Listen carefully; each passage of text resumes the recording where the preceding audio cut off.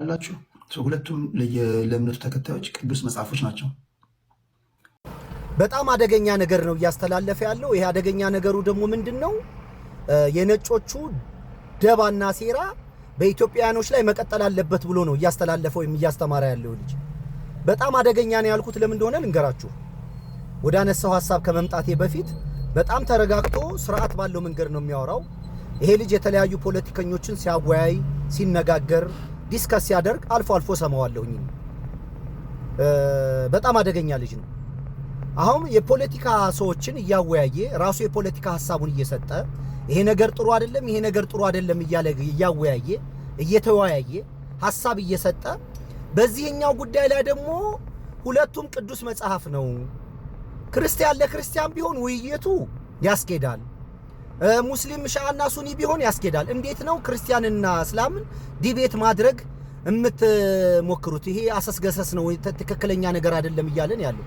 ኧረ እባክህ ከሰማይ በታች ባለ ነገር በሙሉ ዶክሜንት ተደርጎ ተጽፎ በተቀመጠ ነገር በሙሉ ኢትዮጵያኖች መጠየቅ አለብን፣ መወያየት አለብን።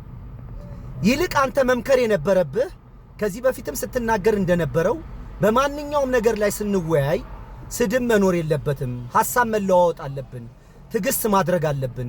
በዚህ ነገር ላይ ያወያዩ ስልጡን አወያዮች መኖር አለባቸው ብለህ ብታወያይ ጥሩ ነበር። እንደዚህ አይነት ሐሳብ ብትሰጥ አንተ በፖለቲካ ጉዳይ ላይ ከሰዎች ጋር እየተወያየ በሰለጠነ መንገድ እየተግባባ እኛን ደግሞ ወይም ሃይማኖተኞችን እንዳይነጋገሩ ለምን ታደርጋለህ? እንዴ መነጋገር አለባቸው። አንድ ነገር ልንገርህ፣ ሁለት ቅዱስ ሁለት ትርጉም ሊኖር አይችልም። ሁለት እውነት ሁለት ውሸት ሊኖር አይችልም። አንድ እውነት ነው ያለው፣ አንድ ውሸት ነው የሚኖረው። ወይ አንደኛቸው ነው ትክክል ወይ አንደኛው ነው ሐሰት። የሁለቱም ለሁለቱ እውነት ነው የሚባለው ነገር የሁለቱ ሃይማኖት ለሚያምነው ሰው እውነት ነው፣ ለሚያምነው ለሚከተለው ሰው ለራሱ እውነት ነው። ያን እውነት ብለውን የሚያምነውን ነገር ግን ማስፈተሽ አለበት፣ ይገመገማል፣ ይጠየቃል። እንዴት ትቀልዳለህ እንዴ? እና ዝም ብለን እንዲደነዙን እንድንቀር ነው እንዴ የምትፈልገው አንተ? ስንወያይ ግን ስርዓት ባለው መንገድ ይሁን። መሰዳደብ የለበትም።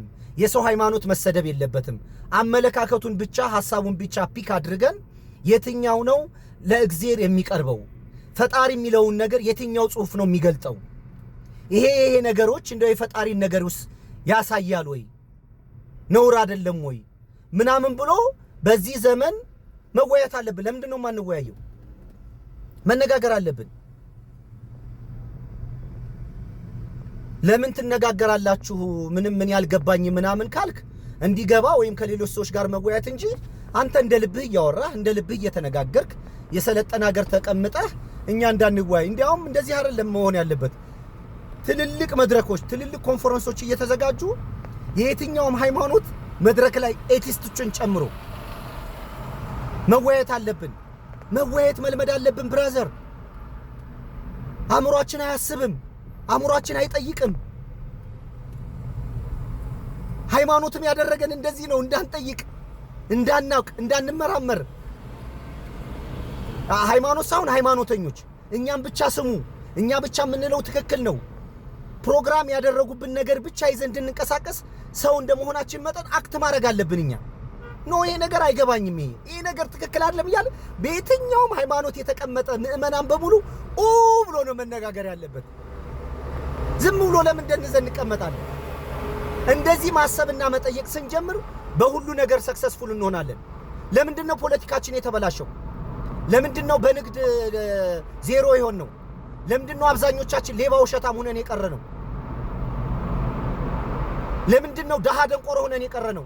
መወያየትን የሚባል ነገር ሃይማኖት ዘግቶብን ስለነበረ ነው ብራዘር።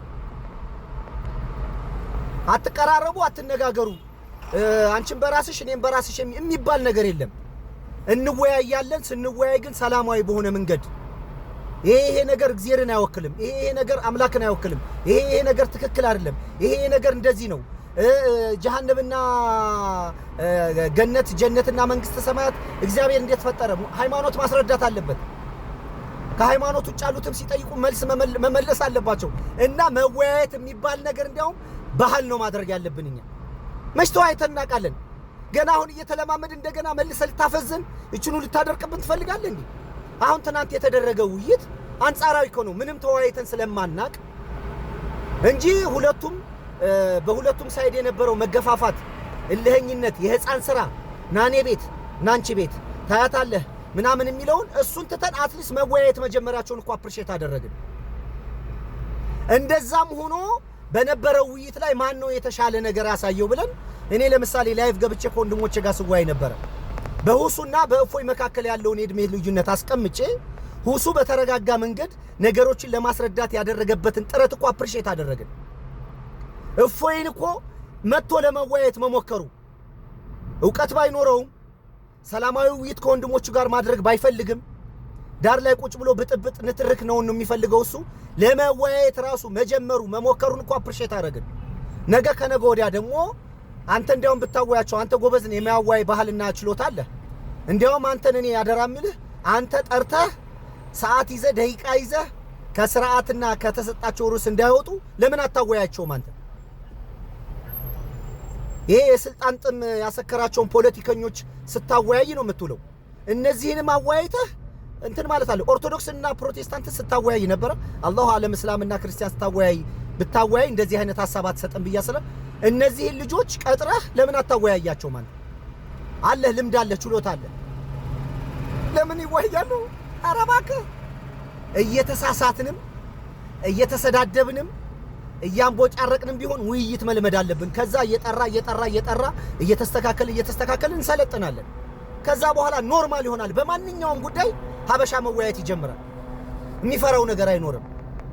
ከዛ ህግና ስራ ስንጥ እንጠየቃለን። እኛ የሰለጠነ ህግ የሰለጠነ ሰው የሰለጠነች ሀገር እንድትኖረን ነው የምንፈልገው። በሁሉ ነገር ፈርተን ደንዝዘን ቁጭ ብለን ዓለም ርቆን ሄደ። እዚህ በብሔር በሃይማኖት